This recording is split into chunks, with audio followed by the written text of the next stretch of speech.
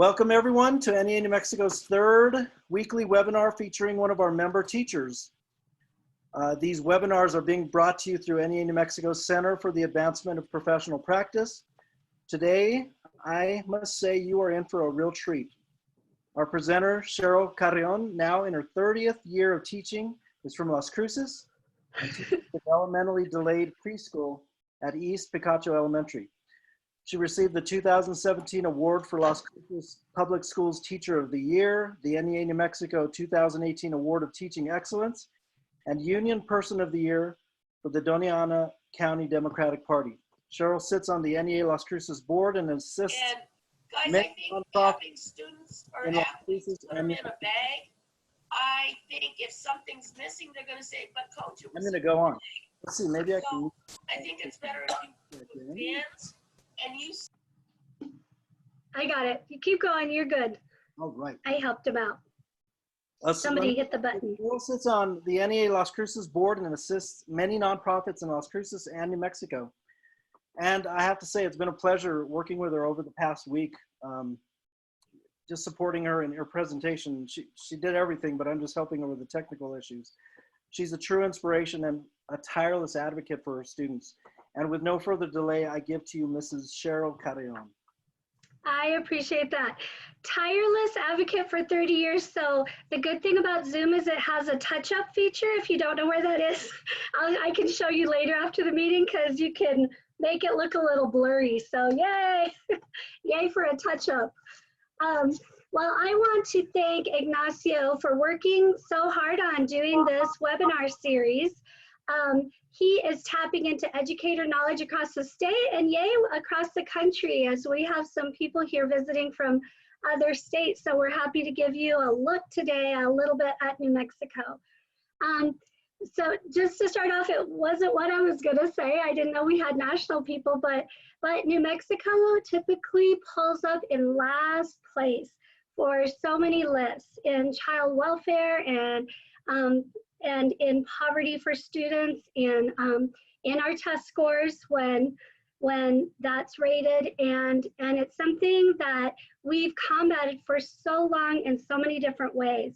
But I really believe that in New Mexico, we have this amazing set of teachers, of skills, of people, and I think we have everything we need to transform education in New Mexico. So working together, I mean, this is the way to help our kids so we can move forward. So thank you to Ignacio for tapping in, and thank you to NEA for the PD, because I know I've done a little traveling now that my daughter's a little older, she's 13, and I've done a little traveling, and I know when I go to PD with NEA, I can expect to hear things that really include the teacher voice and really speak to teaching all kids. And so I just appreciate that so much about NEA. And I'm really grateful for Mary Parr Sanchez, the president of NEA New Mexico. She's the reason I started advocating, watching her and Patrick years ago. And they were working so hard for our profession that I just couldn't not help. I just couldn't stay home. And so I started being an advocate after watching them. And then she has moved up to state. Just appreciate how hard people work for us every day and know how hard it is to do that work and then message it. So I started helping the team with just that messaging part, and very happy to be a part of the team because I feel like teacher working conditions, you know, are the path to student learning. And that's what we need to do and continue to focus on. So today, let's see. Am I going to be able to click on this? Yes. So our topic today was connecting to engage all learners. And I am a special ed preschool teacher, but this isn't necessarily about that. This is connecting to all students, no matter what the age. So across the state, for those of you who are out of staters, these are the Oregon Mountains in southern New Mexico. We're about 45 minutes from El Paso. And these are incredible mountains. This state is so diverse, and down in the south, it's super different from northern New Mexico. This is actually my daughter, and this is on the way home from ballet folklorico practice one day, and her dad's a photo nut. So we stopped and took a picture, but just loved it. And just to keep reiterating, our kids are different all over the state, and they come from different places and have different needs. And so focusing on that is just so critical. But you see the Maslow before Bloom, and I bet a lot of you know exactly what that means. And if you don't, Maslow is that triangle, that pyramid that shows us that we have to meet student needs before they can really get to learning. i.e. last week when you found out you had to get everything out of your classroom and stress was hitting and you had too much to do, it was hard for you to go seek out webinars. And that's just the nature of people. We have to have our basic needs met before we can do more. And then Bloom is from Bloom's taxonomy, that higher level reasoning and critical thinking. And it's just hard to get kids to that place unless their needs are met.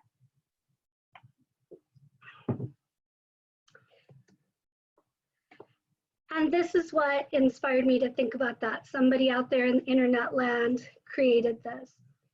And this takes us to our many, many students in New Mexico that don't have what they need. And they didn't have what they needed before. And so now in a critical situation, their needs are very much highlighted. A device for remote learning is just one very small part of what many of our students need.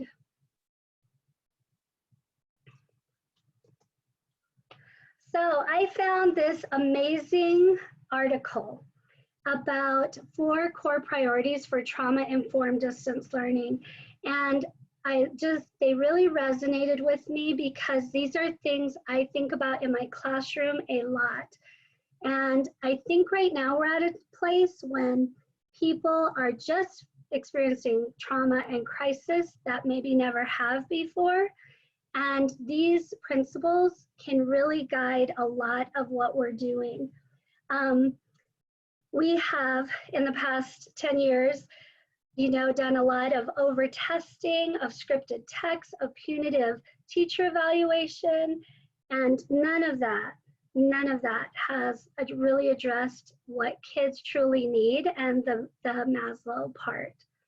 And so I have at the bottom of these articles, if there's an article referenced, I have it at the bottom, and then I do have a resource page at the end, and these will all be recorded, and so you'll be able to access this later. But the very first part is connection, and a lot of talk has happened this year in New Mexico about building that relationship. Oops. And so, sorry, I needed to go back a minute. So about building that relationship and why it's so critical. And so just to flash into my classroom for a while, my classroom is a developmentally delayed preschool. So I have 16 kids that are 3- and 4-year-olds. Half of them get mental health services, and they have only just been on this planet for 3 years. That always astounds me. 7 of them are identified or in the process of being identified as having autism. And so some of these things are even more critical pieces that I speak to quite often. I have built our classroom on those relationships, and when you teach parents of little kiddos, a lot of them are at the beginning of parenting. So a lot of times you're supporting parents, and when you have kids that are going through a diagnosis, parents really have questions, and a lot of them are grieving, and they're quite often in stress. And so a lot of these tenets are how I help parents as well. And so you'll hear me talk about family support because it's just really braided into what I do. So why the connections? Why is that so critical?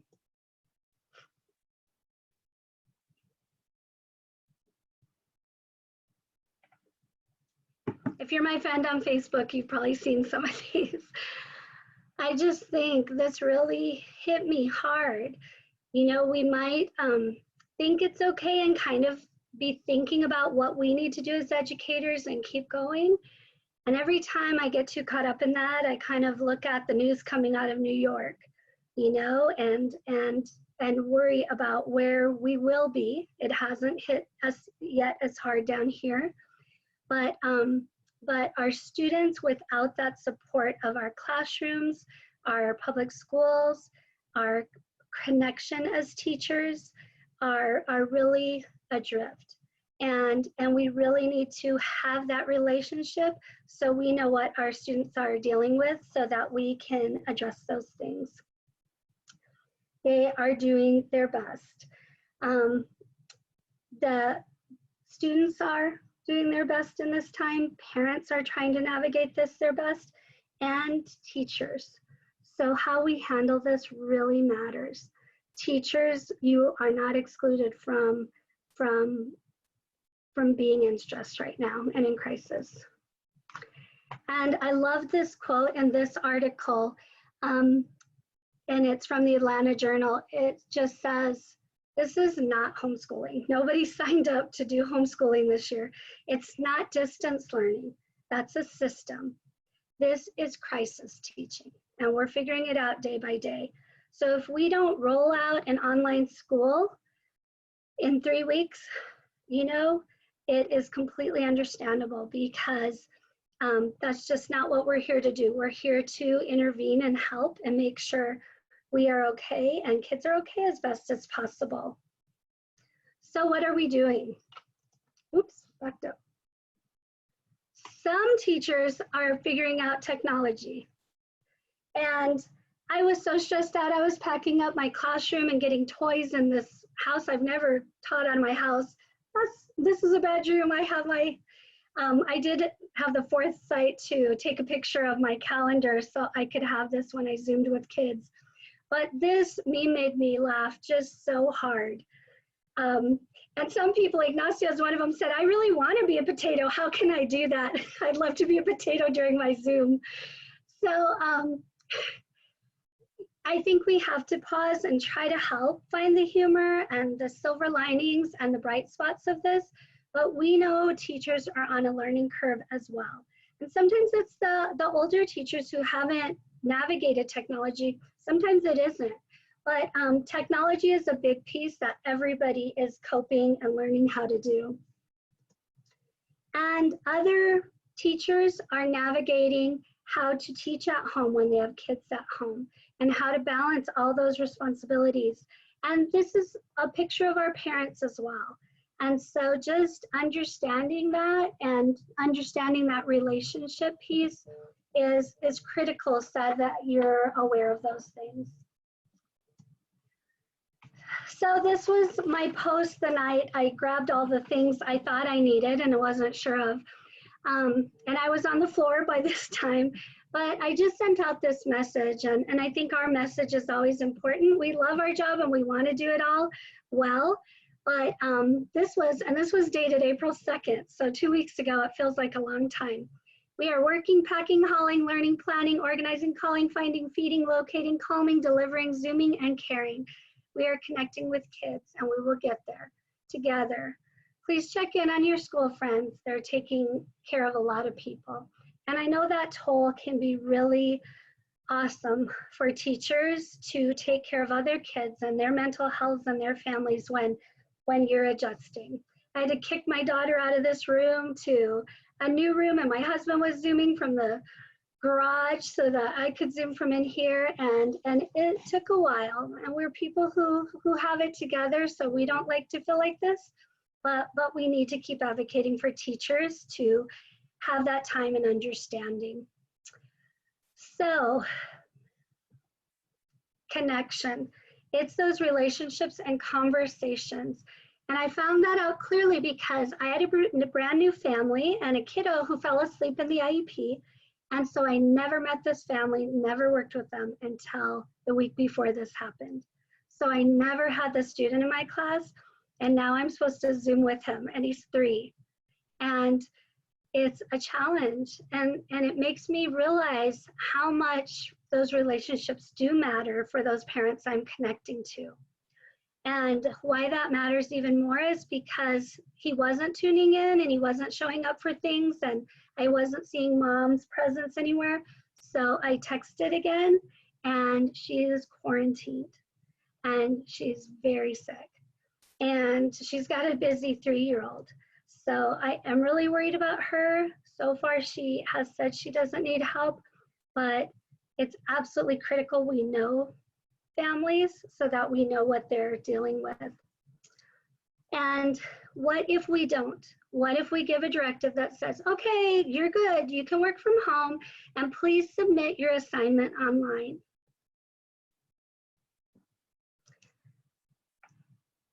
So that really hit me when I saw it. I'm from a family of 10, and we really did grow up in poverty, and it wasn't like this. There are so many levels and so many things that the kids are dealing with that we really want to watch the pressure that we put on kids.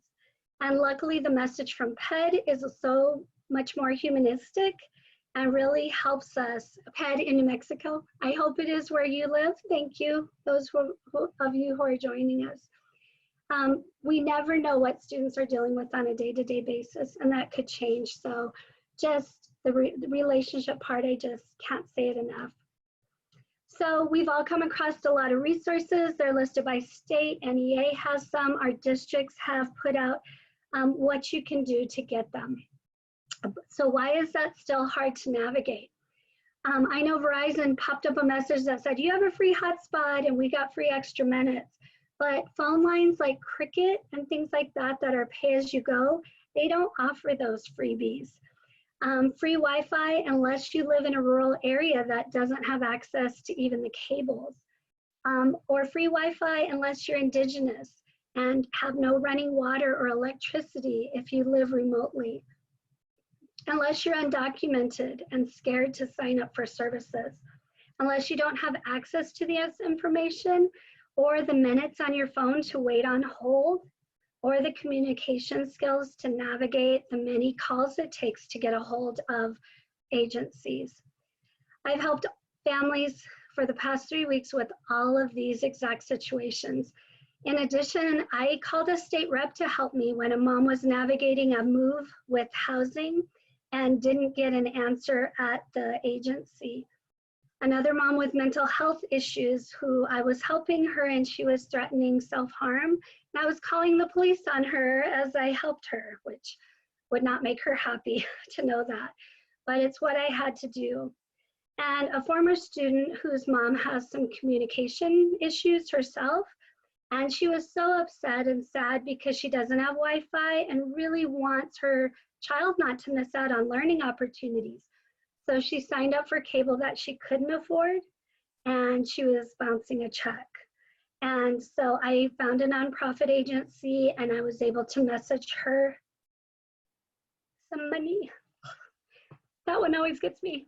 I had her in my class a couple of years ago and she still calls me because it's just very hard for her with language issues to navigate these systems. Not because of being bilingual, because she has communication problems. So a minimal was the kids who needed a computer or Wi-Fi, but 6 of mine needed a computer out of 16. We got everybody a computer, a device, and now I'm down to 2 people who need Wi-Fi. One got a form for a coupon and the other one cannot get it because they live rurally and it's not available. So helping and explaining to grandmas and parents how to Zoom, texting them after it doesn't go so well and say, it's okay, I understand. Another mama who has a kiddo, a baby with a heart problem and is just trying to get the older teens online to a computer, that I just had to say, it's okay if you don't show up. We can talk on the phone sometime. So another mom has autistic twins and it's so stressful for her to Zoom and try to get one to pay attention. And I don't want to put more stress on their plate. I just can't do that to them. So I'll work with them however we need to, but relationships really matter. So yay for NEA. The Center for Racial and Social Justice issued this guidance and it's not yet on their website. This was in an email. But their statement, I'll just summarize that the COVID-19 pandemic has laid bare structural racism and all those inequities in the public school system that have existed for so long. And we're not alone in the public school system, it's every institution. But educators have been out in the streets, they've been fighting for these things, they've been marching for these things, and we can't back away from it now. So our reaction to this crisis is we don't leave valuable and vulnerable, students behind now, but when we do reopen our doors, that we make sure these inequities are overcome. We know this pandemic is especially brutal for communities of color, immigrants, and women who face unique challenges like accessing public services like healthcare and paid sick leave. Immigrant communities and students are so vulnerable given the current anti-immigrant feelings in our country and environment, and a fear that isolates those communities from seeking services. People of color, Native Americans, immigrants are also less likely to have the privilege from working at home. Many of them are essential workers and they can't social distance. So it's all made even more difficult. And we know everything that impacts our families and our students, and it impacts all of us and our teaching and learning and our communities. So it's important to work on these things for many reasons. One thing that they left out, and NEA never leaves people out, but I didn't see in here, the LGBTQ community. That teen community is often at risk of bullying, of isolation, being left out, and many of them don't have a safe home to go to. And so it's something to think about. This is from NBC News, but the Trevor Project is a great online and Facebook source that has a hotline and numbers and help, and their calls have been off the chart for suicidal LGBTQ kids calling in. I'm a crier, dang it, and I can't mute that. So, community resources and the internet. We know that all of these things, all of these factors are what hurt kids and what really stand in the way of learning.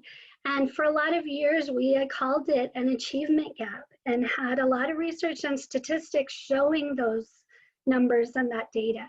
And I'm so pleased that we've moved along and we're understanding now it is not achievement, it is not kids, it is an opportunity gap.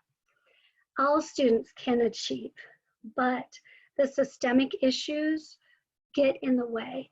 And some of those involve public schools. So it's really up to us as advocates to fix those. So yay, again, NEA Today, they're such a great place to go for resources. This was just one of their numbers, just about the technical part.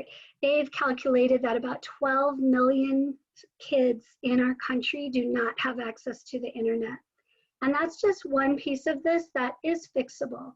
And with our data studies, as we've rolled out this very quick crisis learning, we know who those kids are, and we have fixed it. In about 3 weeks, our district has worked to remediate that issue. And there will be some we can't get it to, but most of our kids, we have done it in 2 weeks. Do you think that we can solve big problems? I think we can. What we do know is that it was already inequitable and unfair to many kids when school was in session, and now that schools are closed, we really need to help. And we knew so many kids were missing internet and computers, and a lot of places haven't done anything about it. And so here we are fixing that in just a couple weeks.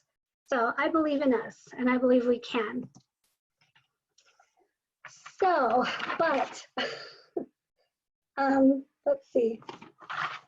We worry about all these students who need so many things and so many resources, but a lot of our parents want activities, don't know what to do, and they just found out how hard teachers work, haven't they? And so getting lots of stressed out friends online saying, what do I do? Oh my God, I didn't even know what do teachers do? How do you get them to listen? And just that frustration. So I've just told so many kids, so many parents that you know what, I'm using this as an opportunity. And my daughter, she read 30 books last summer. So she's not somebody I worry about, but she does her online work. She's baking and we're playing games and we're comparing books and movies. And what's important is that kids are thinking and growing and challenging their brains, not what they do, but just that they do. And they have plenty of opportunity for learning. So baking and cooking and navigating, she's in a scout group. So she's been leading the scout meetings and creating cahoots and teaching. So she's doing far more than I could give her to do. And I cannot help her with math as she's an 8th grader. There's nothing I can help her with about her schooling probably. And so what we can work on is helping kids be okay. And this was true story, and it was midnight, and we are off track. We tried really hard to start that schedule the first week, but we're also gonna just enjoy this time and try to be okay, because our kids really need us to help them be okay. So we're baking cookies at midnight. They were really good, and they were only 3-ingredient peanut butter cookies too. If you need the recipe, I'll get that to you later. It was a good one for kids. So this was another one I sent out to parent friends. Not so much, I help run the Facebook page for my school, not so much my kids or the school, but because of some content. But there's so many businesses doing these free online things, and Marvel Comic is one of them. And they have free access to their comic book series. There's also a graphic novel app that you can download and get free graphic novels. My daughter does that one a lot. But I loved comic books when I was little, and we did not have books in my house at all. We couldn't afford them. But at a friend's house, I read comic books, so they're just near and dear to my heart. But that was Archie back in the day. But I think just letting parents know anything kids like to read. So before we were really had a stay-at-home order, I did get some joke books to a family in need, and just reminding them, if you assign a book to read, that isn't possible for some kids.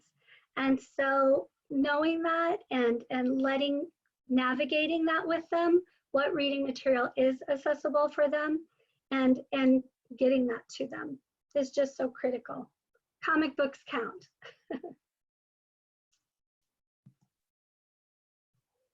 So now is our chance. In 2 weeks in New Mexico, the highest poverty state in the nation, we've gotten out computers to kids that have Wi-Fi available. We have taken great strides in 2 weeks to make that happen. Online teaching can be culturally responsive, and a lot of that is individualizing and being flexible and communicating. And one author that I found, this is actually from Teaching Tolerance, that great Facebook page and website, saying online teaching can be culturally responsive. Building trusting learning relationships has to be cornerstone.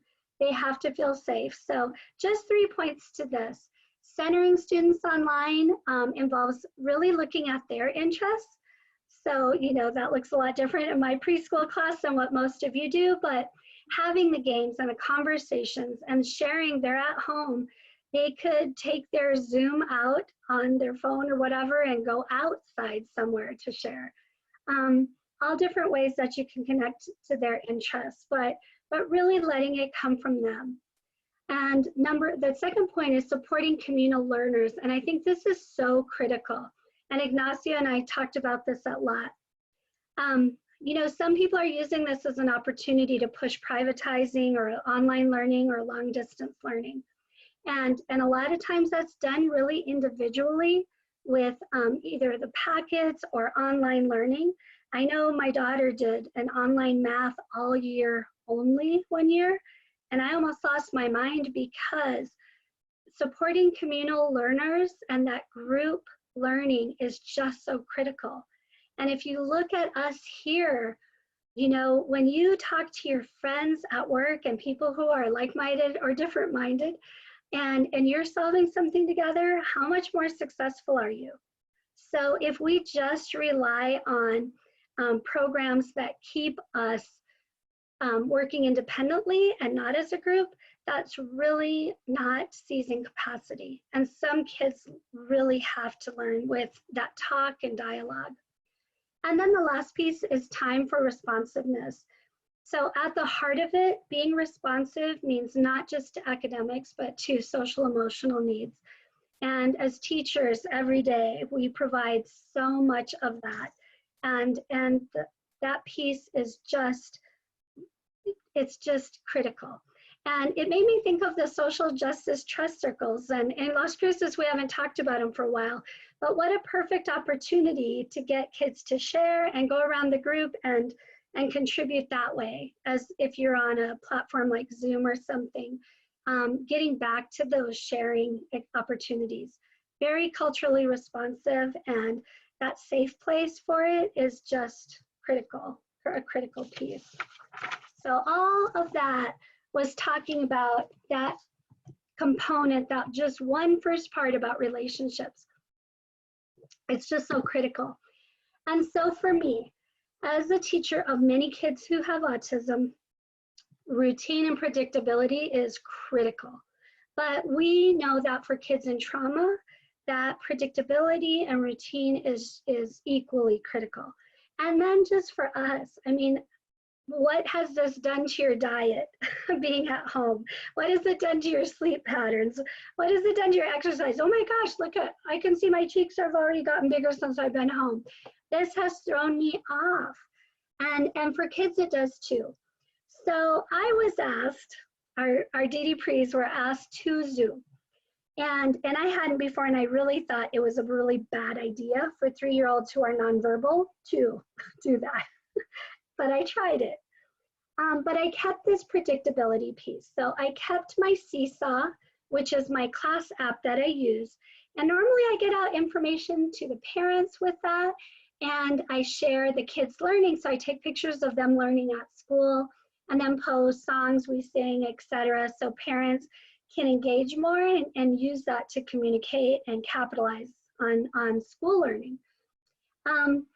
And this gave me a whole new opportunity, looking for silver linings. This situation, parents started sending me what their kids are doing. And I post, because I didn't set it up for them to share, so I'm the one doing it all. But I share their post with what they're up to, and it gives this dialogue of these classmates who know each other and can see each other on our little Seesaw app, which looks a lot like Facebook, but is very private setting. And then parents can see and get ideas. And so last week, and I didn't want to frame this as Easter, but my families do celebrate. But instead of saying that, I just said, what are you going to do when you're at home with your families?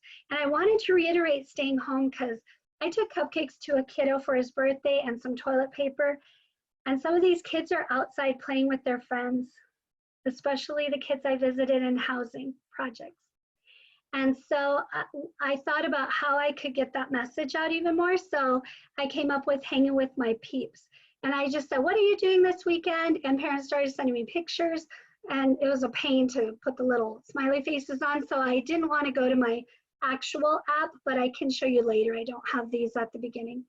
But it was just a time for kids to share, and so they could share their culture. Not all of them shared things about Easter, and not all of them shared things about about doing things with other people, but a lot of them shared things. And so that sticking with the platform I had already used for my families, I felt like really kept our routine. And what has really hurt is I teach preschoolers by helping, holding, doing hand over hand how to potty. I'm by the urinals, like seriously, 20 minutes a day, perhaps, of a 3-hour day. So it is hard, but using this app helped me with predictability. And then using the Zoom app, it really has helped me with keeping a routine, because I meet with them daily. So I am gonna get off here at 5 o'clock because I have to go Zoom with my class. But that Zoom app gives us that routine time every day. And it's the only way some of these kids really acquire skills is to have daily practice and routine. So I really want to do that for my families and support them on the way. And so that predictability as well as flexibility are the next two key components. And I felt like that flexibility of letting a parent know, if you can Zoom with us, yay. If you're too far out and it's not working, I do call some kids face-to-face. They can post it on Seesaw. They can send a picture to me. Sometimes it's just talking. And two of my families that are in crisis, it's talking. But I did, on the Friday we packed up, I sent out some I love you bags with snacks and crayons and things like that. And we're resending tomorrow. So they do have some kind of craft packets to do some things with. So I want the parents to understand that it's not my way or the highway or one thing that might work for me the best. It's really trying to tailor a few options so that families have what they need.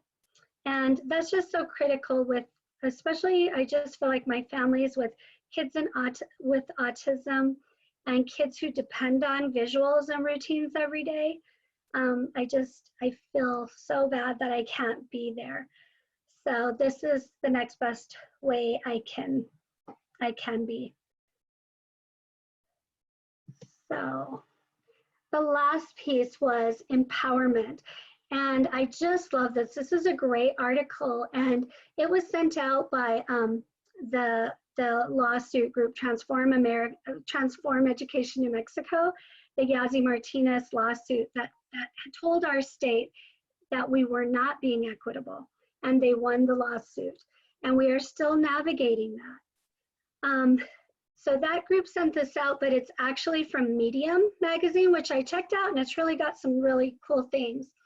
But this is specific to Indigenous families and children. And I just love this quote. We must remember that this is a time to tune into the teaching, wisdom, and advice of our elders, and to center tribes' own IKS, which is the Indigenous Knowledge System. It is unrealistic and inequitable to continue to expect that learning will happen through technology alone. The health and well-being of our Native American students are larger and more long-term than the expectations of a pandemic education. And I just love that this spoke to that long-distance learning or the online learning definitely has limitations. It's not everything. And families do a lot of teaching on their own about cooking, about learning together, stories. A lot of that is oral language that we can't replicate. It's critical that we believe in our families. And sometimes it may seem hard to find the good. And I know you've thought about that when you're doing report card blurbs and trying to think of something positive to say when somebody's going south on their grades. But there is always something amazing about every person and every family. And through things like project-based learning and tuning your teaching into what the kids bring, I think you just can't go wrong with any population. But this is a great article. It had a really cool graph about this being a time for hunting or cooking or gardening or things like that to really connect with nature, since that's one of the ways kids can be outside if they live in rural places especially. Sometimes that's not possible for our urban students, but just so critical to loop back to that and value what families bring and value that not all families want tech and it doesn't work for everybody. Cheryl? Hi. Before you go to your next slide, Betty has a question for you. And she asks, how are you getting more materials to parents? So in Las Cruces, our schools have systems set up within their buildings, and other grade levels have a packet of materials. And so it is kind of, you get what you get at that grade level. But I have posted some same ideas, kind of like you could post a worksheet on your Seesaw. Ours are not coming from the district, and we do learning bags, and we do drop them off at school, and we coordinate that. And it is like a grab and go thing, just like the lunches.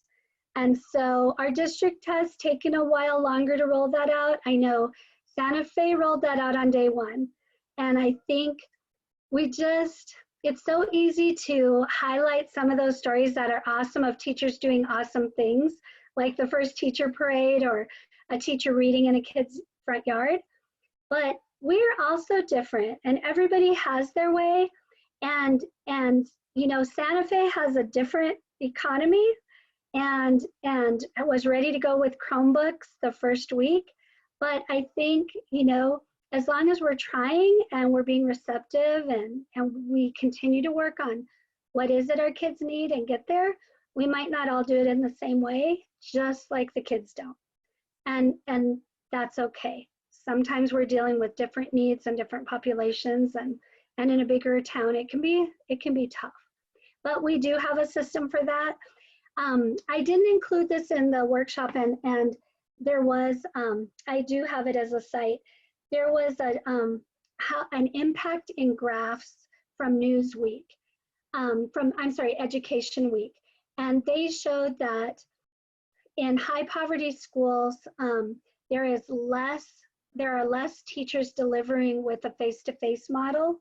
So I did Zoom, even though I was really hesitant, because I wanted to have that option in there. And they talked about all the ways this was less equitable for kids in high poverty situations. But the one really neat positive graph showed that in high poverty schools, there were a lot more options for how teachers were reaching out to kids.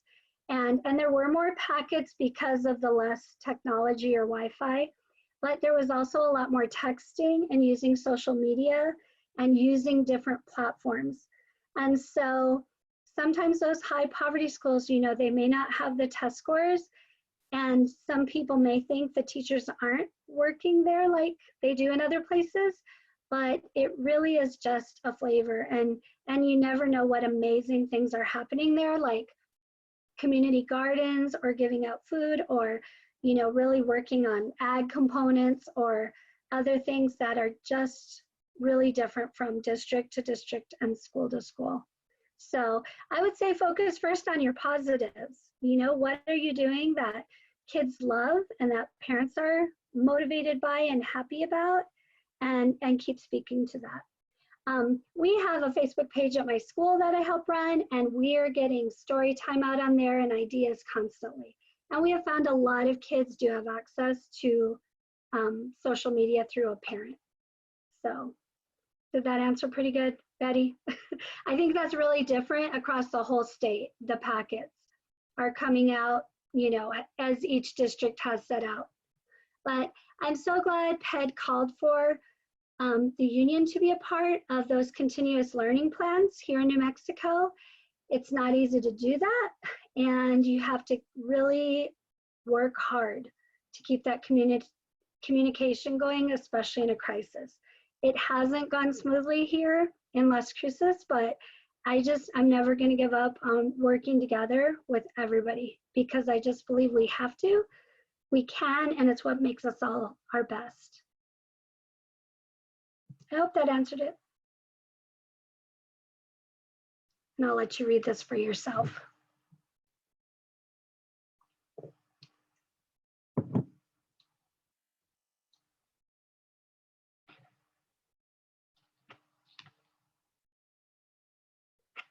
So grades. So when we're really grading, you know, my daughter, like, she's doing it by herself and I'm not helping at all. She has everything she needs. She has her own computer. Ignacio's computer is older than his daughter's. He needs a new one so he can do a backdrop and do his base buffer like I did. So, you know, we don't want to be harsh about this. this is not equal, it's not equitable, it's less equitable than what we can do in schools when we can provide things for students. And we have to be careful with that grading piece. We are definitely grading privilege. We are not grading effort, because if we did, New Mexico would have an A+ in this nation. And the kids that work so hard every day just to be okay would shine. I cry every time. So in 3 weeks, our priorities have changed so much. And I'm really worried that 3 weeks from now, we'll be in a whole different place, and I hope we're okay. And I think we just have to focus what we're doing in our learning with that empathy and with grace and with love for ourselves, for our kids. And that doesn't mean we don't teach or don't advocate, but it definitely means we really need to evaluate and reevaluate what we're doing. And I just love this. Plus, it's alliterative, but I just think this should be the mantra. And doesn't mean we're not learning and don't take that academic piece or data-driven instruction seriously, because in preschool, I write IEPs all the time, and that data piece is critical. It's what I use. But I also balance that, I think, and that need probably comes first.